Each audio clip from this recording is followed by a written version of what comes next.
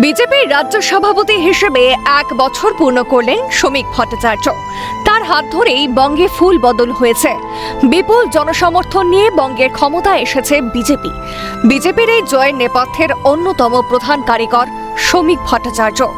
কারণ হিসেবে অনেকগুলো তথ্য উঠে আসছে বিজেপির বর্তমান সভাপতিকে কেন্দ্র করে।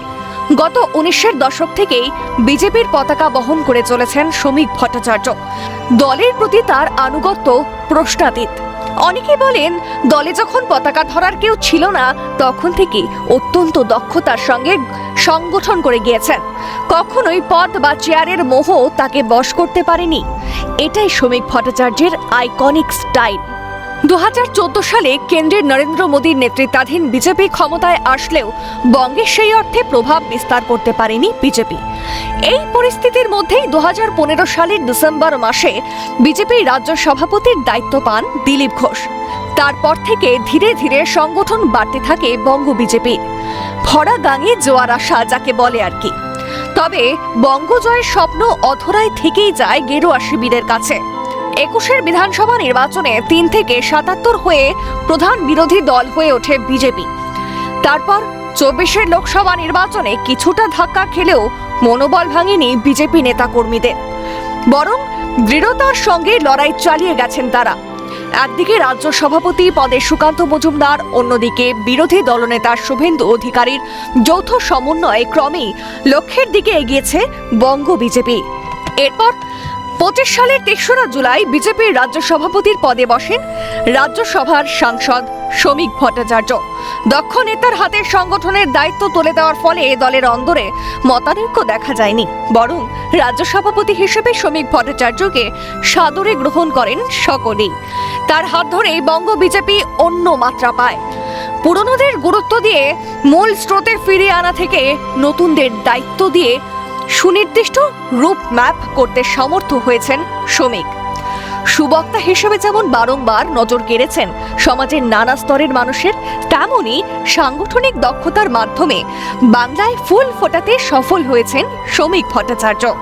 সভাপতি হিসেবে 1 বছর পূর্তিতে শ্রমিক ভট্টাচার্য সামাজিক মাধ্যমে লেখেন, আজ রাজ্য বিজেপির সভাপতি হিসেবে দায়িত্ব গ্রহণের 1 বছর পূর্ণ হলো। এই 1 বছরের পথ চলায় দলের প্রতিটি কর্মী, সমর্থক, শুভানুধ্যায়ী এবং পশ্চিমবঙ্গের অসংখ্য মানুষের ভালোবাসা, আশীর্বাদ ও অক্লান্ত সহযোগিতায় সবচেয়ে বড় শক্তি। আপনাদের প্রত্যেকের প্রতি আন্তরিক কৃতজ্ঞতা জানাই। এই 1 বছরে আপনাদের সঙ্গে কাঁধে কাঁধ মিলিয়ে বাংলার স্বার্থে গণতন্ত্র রক্ষার লড়াইয়ে এবং মানুষের অধিকার প্রতিষ্ঠার সংগ্রামে সামান্য ভূমিকা পালন করার সুযোগ পেয়েছে। এই পথ চলায় আপনাদের আস্থা, স্নেহ ও বিশ্বাস প্রতিটি মুহূর্তে নতুন শক্তি, সাহস ও অনুপ্রেরণা জুগিয়েছে। আমি দৃঢ়ভাবে বিশ্বাস করি, পশ্চিমবঙ্গের উন্নয়ন, সুশাসন, আইনের শাসন প্রতিষ্ঠা এবং প্রতিটি মানুষের ন্যায্য অধিকার নিশ্চিত করার আমাদের অঙ্গীকার সফল হবেই। এই লক্ষ্যে আপনাদের অব্যাহত সমর্থন ও অংশীদারিত্বই আমাদের সবচেয়ে বড় শক্তি। আমরা সবাই একসঙ্গে এমন এক সমৃদ্ধ, নিরাপদ, শান্তিপূর্ণ ও উন্নত পশ্চিমবঙ্গ গড়ে তোলার লক্ষ্যে এগিয়ে চলেছি, যেখানে প্রতিটি মানুষের স্বপ্ন, পরিশ্রম ও সম্ভাবনা মর্যাদার সঙ্গে বিকশিত হবে।